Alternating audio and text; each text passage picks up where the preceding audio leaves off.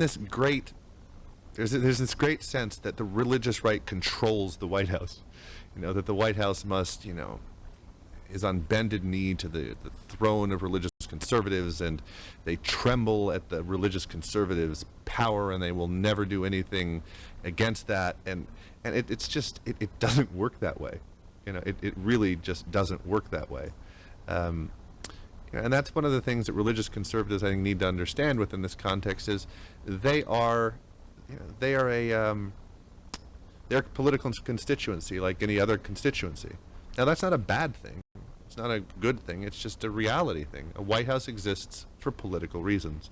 That a White House would use Christian conservatives or the Professional Bowlers Tour or anybody else for political reasons is kind of like criticizing Walmart for selling televisions.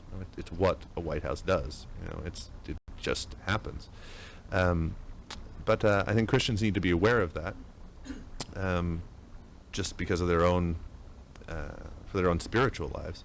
But I also think that it really does fly in the face of this popular notion that the Republican Party or other people are controlled by the religious right, because they're not.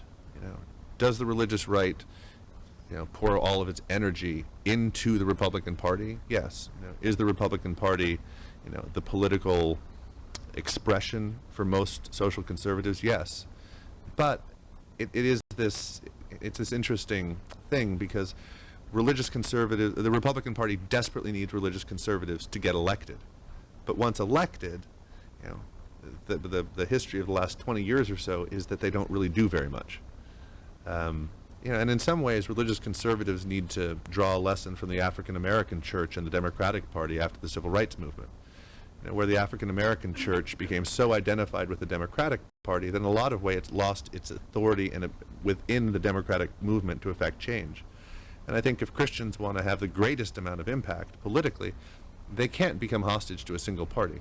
Because if you become dedicated to just one party, no matter who you are, and you're an interest group, why does the party have to particularly pay attention to you?